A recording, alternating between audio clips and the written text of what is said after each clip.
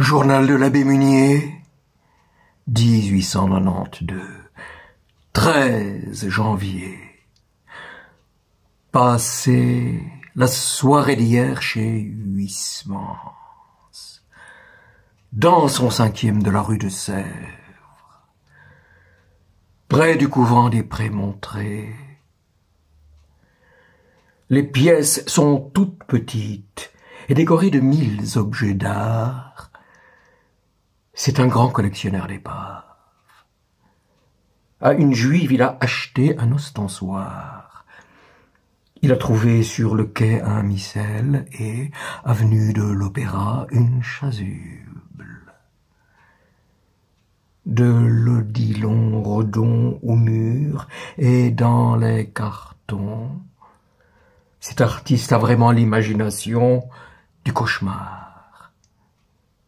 Que signifie le serpent auréole qui étreinte une femme nue, la tête du singe à l'œil extatique, portée par les pattes d'une araignée déséquilibrée, cette tête de femme derrière une grille, cet œil qui regarde, cette face de cyclope monstrueuse et riante. Gustave Moreau est là aussi, avec sa chimère volante, Salomé, hypnotisée par la tête de Saint Jean-Baptiste, suspendue, rayonnante, dont le sang coule et dont la bouche ouverte lance encore le nom de l'équette, tandis qu'Hérode est immobilisé sur son trône comme un Bouddha abruti. Il y a, me disait Huysmans, quelque chose de sacerdotal et de hiératique dans cette reproduction d'un chef-d'œuvre. La danseuse est d'une nudité enguirlandée de joaillerie. Quant au bourreau, il se tient debout et raide comme en faction. Huysmans mettra dans son prochain livre des coins de Saint-Séverin, des Carmélites, des coins de la Glacière, où Huysmans affectionne un certain couvent de franciscaines, des figures de paysannes aux taches de son. C'est dans cette dernière chapelle que tous les ans, on lui fait suivre le Saint-Sacrement, un cierge à la main. Huysmans peindra aussi les églises le soir, où se donnent rendez-vous les femmes éplorées, les déshéritées, les bossus. Il mettra encore dans son roman la mère Thibaut, cette femme de Lyon, qui fait tant de pèlerinages, qui ne mange presque rien, qui lui envoie des ceintures, des paquets de plantes, des parfums pour chasser les ouvriers du mal et les larves. Sur cet intérieur lyonnais, le romancier est inépuisable. Le vieil architecte misme, l'abbé Boulan et ses guérisons de maléfices sont des types exceptionnels. Boulan n'aurait pas été interdit, mais il a fait 5 ans de prison. Gaïta, qui fait du satanisme, lui ayant écrit sa condamnation à mort, pendant cet été, je crois, Huysmans fut témoin de scènes nocturnes dans lesquelles Boulan luttait contre l'esprit mauvais. On mange à Lyon les volailles que les clients guerriers et reconnaissants envoient. Huysmans m'a montré dans un médaillon une parcelle d'hostie tachée de sang en forme de cœur consacré, dit-on, par 20 traces. Mais dans son prochain livre, Huysmans rendra la mère Thibaut orthodoxe.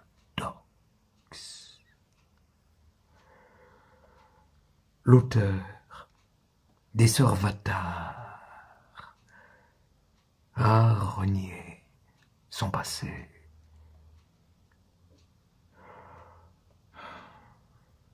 Il avait vécu autrefois avec des matérialistes. Zola, Maupassant, tous matérialistes. C'est en écrivant à rebours que Huysmans s'est transformé. Il doit cette transformation au dégoût de l'existence et à l'art.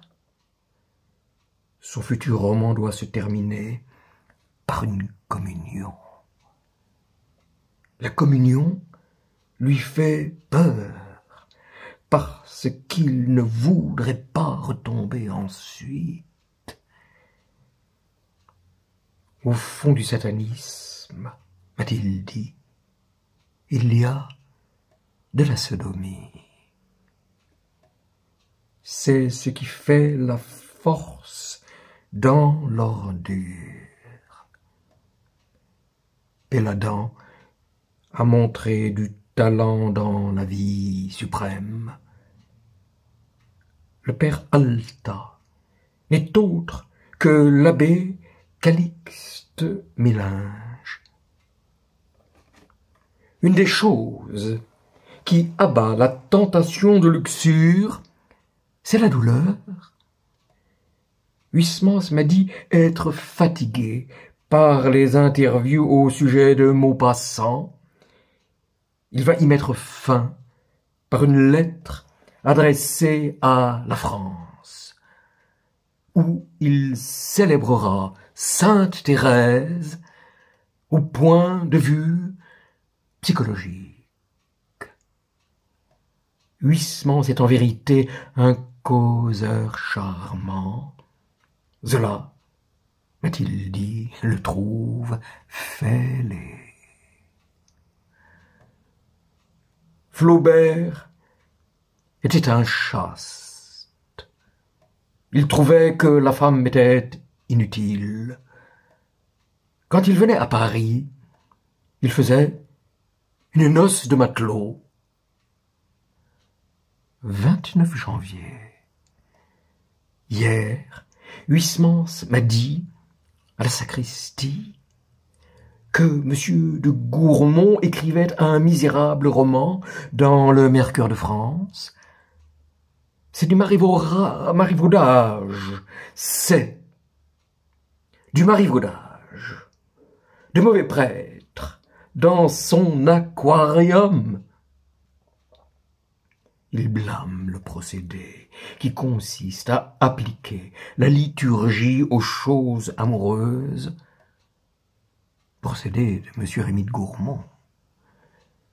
Huysmans m'a redit son désir d'en finir avec ses hésitations et de donner à son prochain livre, La bataille charnelle, une fin chrétienne. Mais la communion l'épouvante. Il a mis 2 ans à accumuler des notes avant d'écrire à rebours, qui a commencé son évolution au point de vue religieux. Enfin, il est revenu sur Angèle de Foligno, à laquelle il pense sans cesse. C'est pour lui la vraie, la seule mystique. 20 février. Monsieur de Larmandie m'a conduit ce matin chez Péladan, rue de Naples. le sar, très aimable, avec sa forêt noire sur la tête. Et quels yeux! Évidemment, une figure de névrosé. Nous causons. Il parle très facilement ce langage inusité qui est fait de concret et d'abstrait. Je note au hasard et en courant.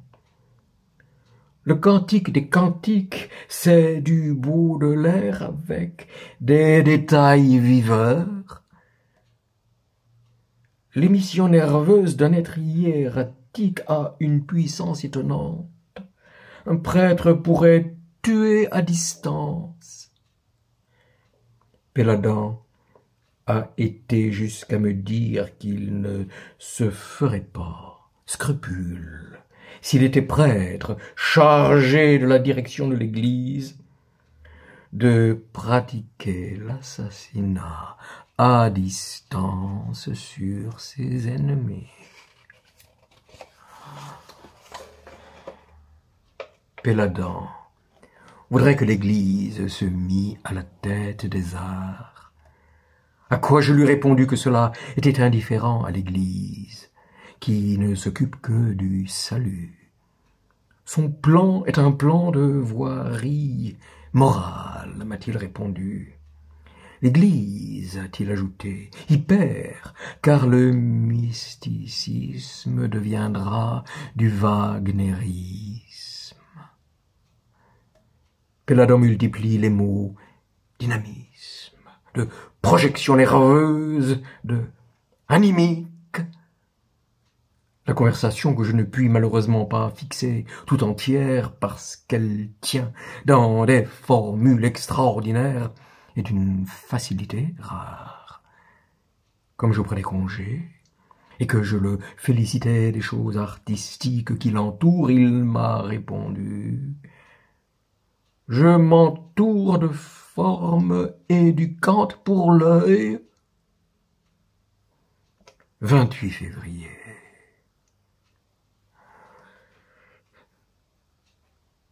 Le dégoût des choses paroissiales me tient à cœur. Je n'aime pas mes supérieurs. Je ne leur trouve ni génie, ni vertu, ni justice. J'aborde la sacristie où j'ai perdu un temps si précieux. Le contact des confrères n'élève point. Combien je préfère les simples fidèles. Mon curé est un violent, mal élevé. Saint Thomas d'Aquin s'enfonce dans une irrémédiable décadence. Tristes hommes, tristes choses. Comment tout cela se terminera-t-il? Ah, si je n'avais pas certaines relations exquises et des besoins intellectuels, je serais perdu. J'aurais dû vivre dans un autre milieu. J'ai eu beau me dévouer au patronage, exercer avec entrain mon ministère sacerdotal. L'archevêché ne m'en tiendra aucun compte. Ces imbéciles n'écoutent que leurs semblables. L'administration ecclésiastique est la pire de toutes. J'écris cela avec conviction. 4 mars. Hier, vu Huysmans à la sacristie. Il me dit l'orgueil du Goncourt actuel.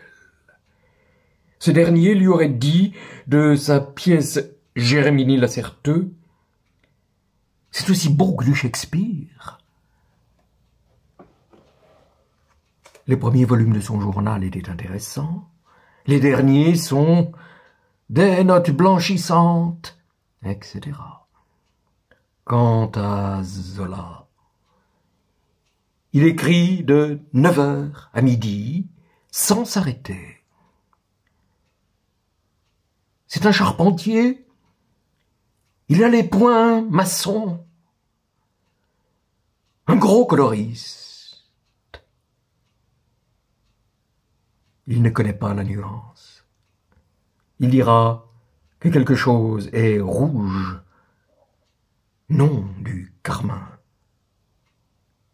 Mais il est puissant. C'est Huysmans qui lui a fourni les éléments de son rêve, notamment la légende de Voragine. Mais Zola n'y a rien compris.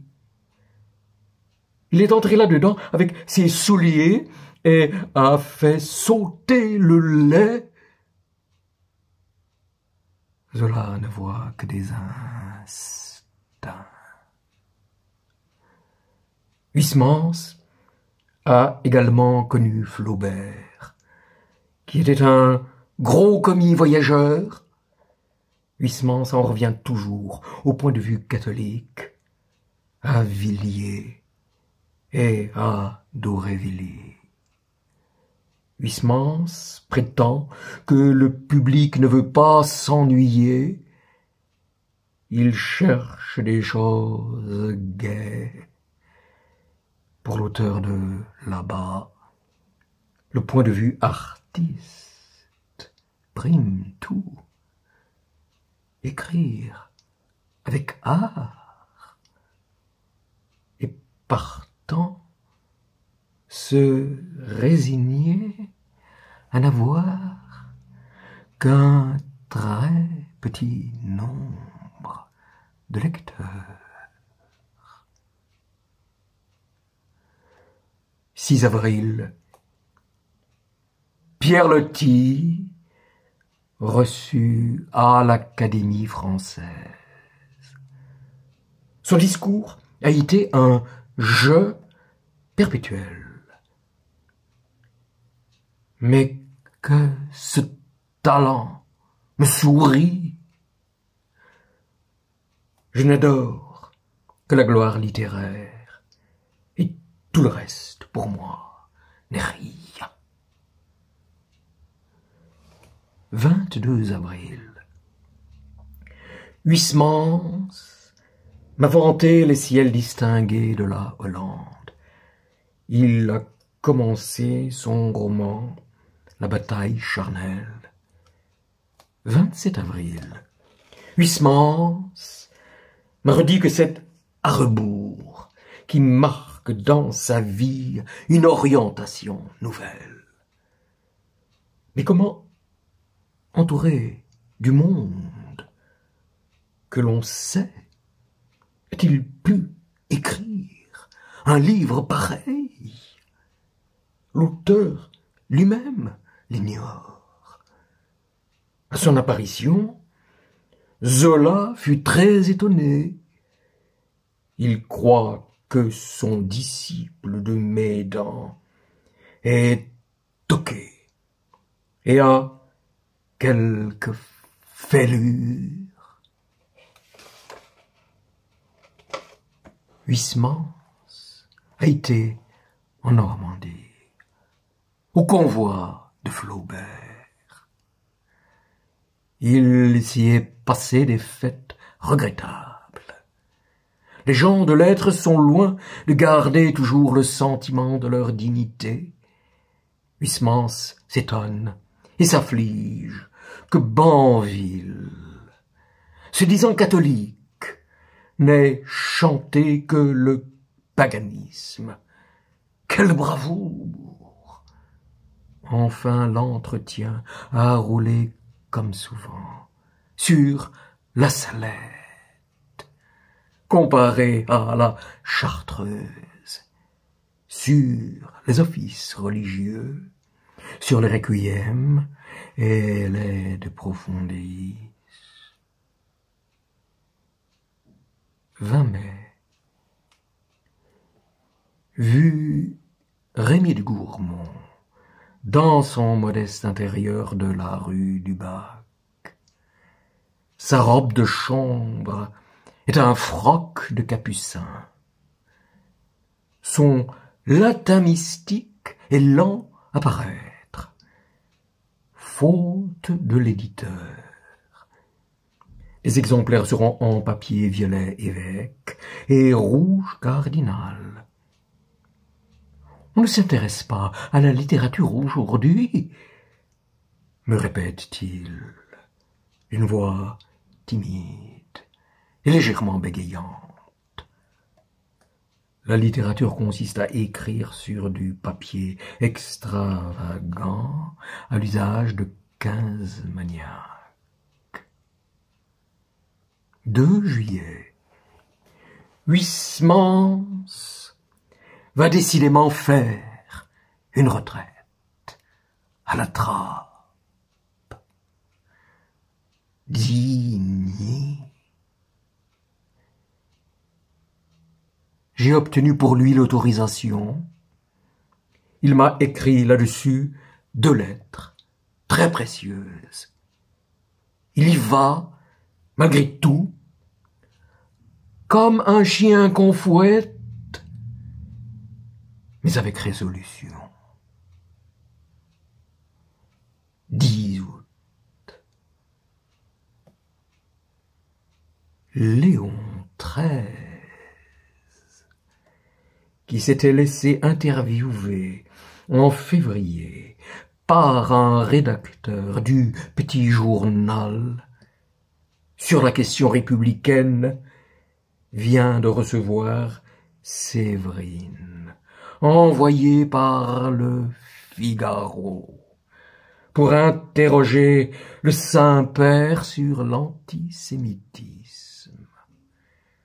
Il paraît que cette dernière a essuyé, dans la presse catholique, les quolibets scandalisés de quelques pharisiens. Aussi, je lui ai immédiatement envoyé une carte avec ces mots. Madame, Madeleine brisa un jour son vase d'albâtre au pied du Christ. On mit toute la maison, dit l'Évangile, fut embaumée. C'est ce parfum que j'ai cru respirer entre vos lignes datées de Rome.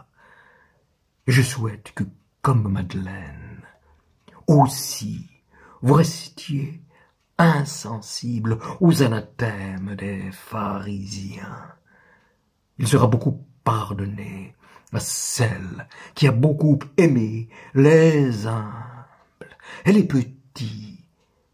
Je suis, Madame, le bien respectueux admirateur de votre talent et de l'usage que vous venez d'en faire.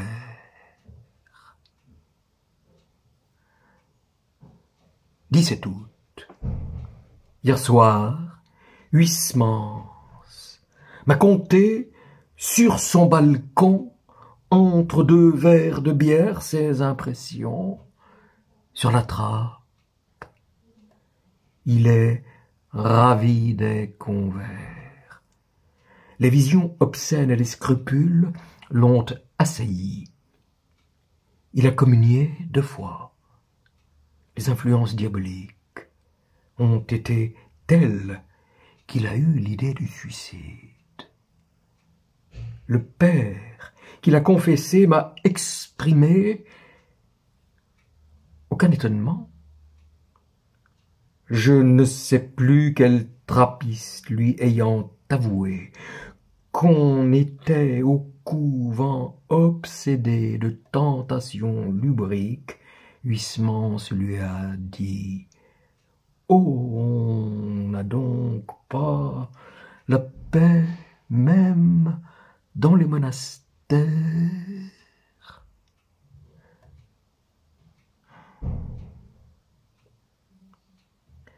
Cette constatation fait songer. Il a lu les exercices de saint Ignace qu'il déteste. Il a trouvé le moyen de connaître tous les pères ou à peu près. À la chapelle, il a senti des effluves se dégager et l'envelopper. L'absolution lui fit l'effet du vent qui soulève.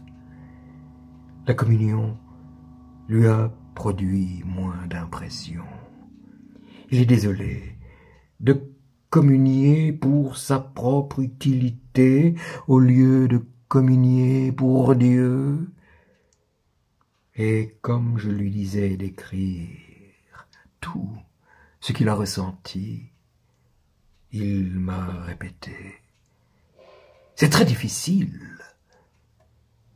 Il y en a qui croient à un moment donné, on ne sait pas pourquoi, c'est mon cas.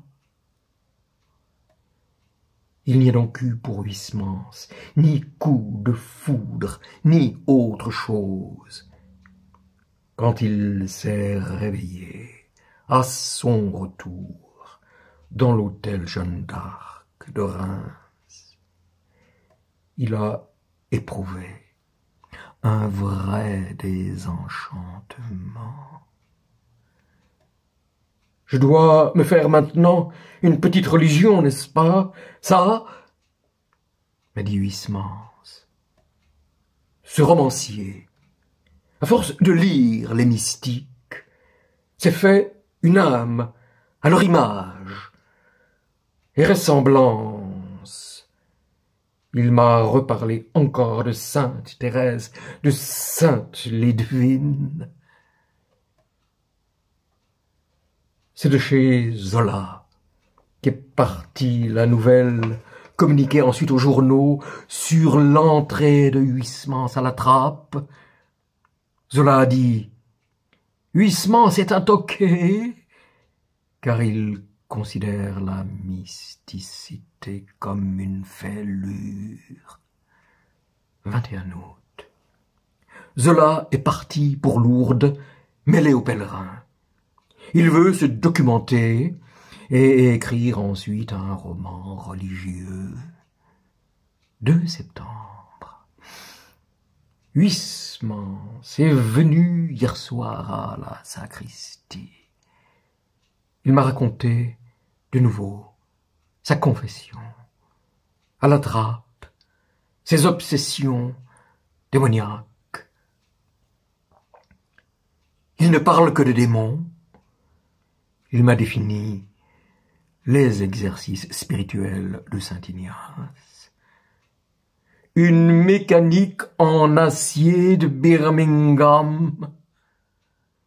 Je remarque que ces conversations sont presque toujours les mêmes. Il s'absorbe dans les mêmes petits faits et n'en sort plus. Il est convaincu de la nécessité de ne pas succomber une première fois à la tentation des femmes,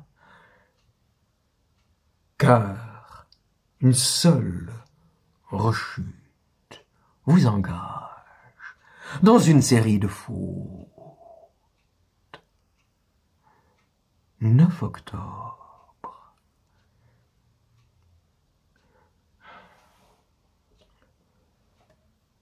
Je ne veux plus me laisser troubler par les choses ecclésiastiques et paroissiales.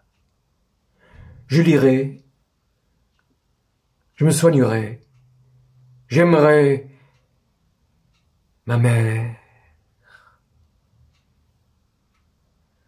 et je cultiverai de belles âmes et je laisserai les morts enterrer les morts. C'est le seul moyen de couper court à tout regret, à toute ambition, à toute tristesse.